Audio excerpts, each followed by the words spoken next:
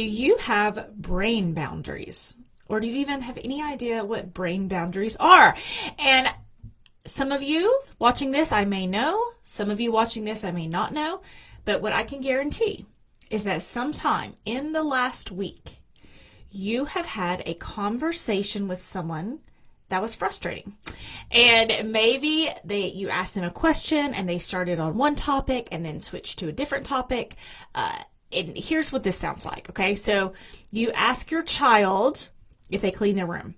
And they say, well, I mean, I meant to clean my room, but then my friend called and then I had to finish my homework. And, I really started, to help my sister do this. And then, and I just didn't have time to clean my room. Okay. And it's silly and funny when it's kids and cleaning the rooms. It's not so silly and funny when it's really important things. For example, some of you are in the medical field and a patient comes in and they say, hey, have you been taking your medicine? Well, I mean, I mostly take my medicine, but my mom's been really sick and then my dog, I actually had to take the dog to the vet and my boss has been out for vacation. And so I had to, do a lot of extra stuff and put a lot of extra work. And so, I mean, I've been taking my medication some, but, also my kids are out of school for summer. And so the schedule's been off. The problem to solve, the question that was asked in both cases, one, have you cleaned your room? Okay, they were completely off topic. Then, are you taking your medicine? Completely off topic. And those conversations are frustrating, but they're so normal that we just think that's how people talk. And just like a goldfish swimming in its own water, we have these conversations all the time. And people are off topic all the time. And we get frustrated and the problems don't get solved and the beds don't get made and the medicine doesn't get taken. And the bigger the problems, the more detrimental the strategy. Okay. And it is not having brain boundaries, not having the insight into what I call waffling down your problems. Okay.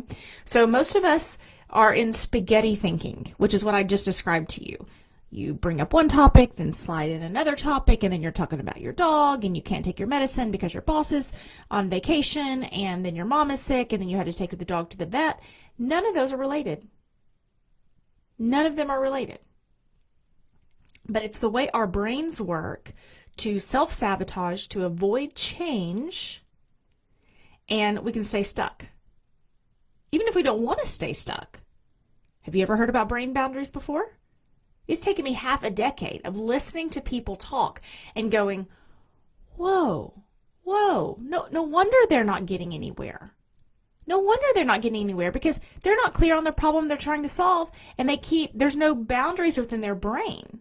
And it's fascinating because women come to me and people come to me, I've worked with men too, people come to me usually about boundaries with other people, right? And so they had a toxic family member, they had a toxic spouse, they had, a toxic relationship with their children, whatever.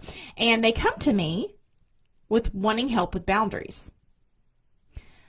But what they leave, and I had a woman, she has worked with me for 5 weeks. She already has a new job, and it becomes this superpower when you develop these brain boundaries, when you can waffle down your problems, figure out what problem you're trying to solve, and stay on topic, and have those brain boundaries. Think about spaghetti. Think about how it's all mixed in and you have, well, I need to take my medication, but my dog is sick but my mom has been visiting and then the kids are out for school and I don't. Do you see how those are their own individual noodle? And do you see how unproductive the conversation is? So if you're trying to work with people who are all in spaghetti thinking or raise little humans that are in spaghetti thinking or have a friend who complains about the same things over and over again because of spaghetti thinking. It is wasting your time, it is increasing your stress, and it is leading to burnout. And if you learn these brain boundaries, if you learn the process of here's one noodle, I'm going to put it in one waffle square, and then have my brain think in terms of boundaries. So I'm able to dig into one problem to solve. I'm able to stay on topic. I'm able to dig in. I'm able to focus on that. And it is a self-discipline because just like a goldfish swimming in its own water, we're so used to it. And I promise, next week when you're having a conversation with somebody, you're going to go, oh my gosh, this is that weird thing Sarah was talking about. This is spaghetti thinking. Yeah, no wonder we're not getting anywhere in this meeting. Yeah, no wonder everyone's frustrated. Yeah, no wonder everyone's confused. Okay, and then you'll probably come back and watch this video again because then you'll have different ears to listen because then it'll make a lot more sense to you. But I see people all the time. I mean, people are leaving their jobs. They're burned out. They're stressed. They're not getting where they want to go. They are unclear in solving their problems. And in my past work, within toxic relationships and toxic people, if you don't have brain boundaries, if your own brain is in spaghetti thinking and all over the place, you are much easier to manipulate. It is hard to stand up for yourself and for what you want if your brain is swimming in spaghetti and you don't have a clue what you want. You are much easier to manipulate. And there's a lot of people out there with conversations about red flags or self-worth or some of these other things which are important. But there's this huge piece missing on these brain boundaries. And the subtitle of my first book was Clear the Confusion and Learn to Trust Yourself. And that's really my lean in, right? That's really what I want, which is why my clients are getting promotions and, that sort of thing. Because when you trust yourself and you're clear and you have these brain boundaries and then you have these tangled up meetings or frustrated clients and you're able to untangle their thoughts and put them in little boxes and say, let's focus on solutions. People are really happy with that. They really like you. They think you're a leader. And I really, within this concept of brain boundaries, I talk to so many leaders and they know they need to be good listeners. Okay?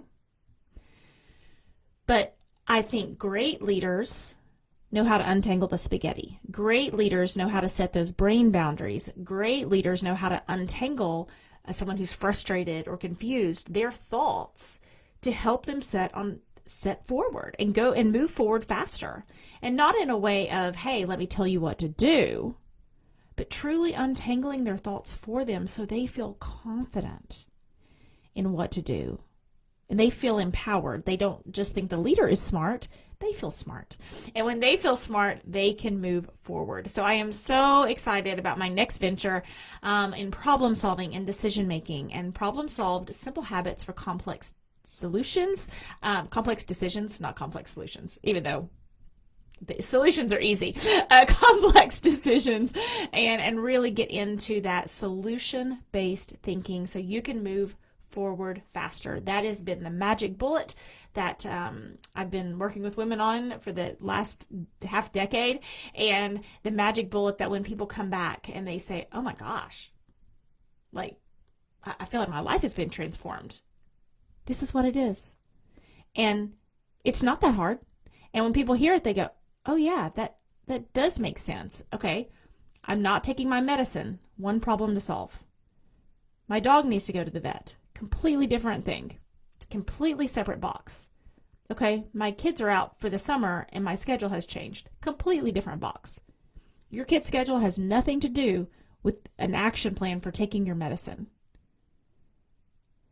And I understand how simple it is when I break it down that way, but listen over the next week and listen to the people you're having conversations with. Are they talking in terms of solutions where they say, okay, I'm not taking my medicine and here's a solution for it? Or are they saying, I'm not taking my medicine and my dog is sick and my kids are out for school and my mom is visiting? You can see how unproductive those conversations are. The lack of brain boundaries, which is causing the trouble. So excited to bring this concept into a new podcast, Simple Habits, or Problem Solved, Decision Made, and then my book coming out in September. This chapter on the spaghetti and waffle thinking, I rewrote for a year because I just wanted it to be so clear and so just dead on that this concept made sense, because I'm unraveling complicated thinking, right? So there's some complexity to it because people are thinking in confused and complicated ways. So to unravel that, it was a labor of love, I assure you. And so excited about the book coming out this September and the way it has impacted other people's life, and hopefully the way it will impact yours once you implement those brain boundaries in both leading others and leading yourself. Have a great day.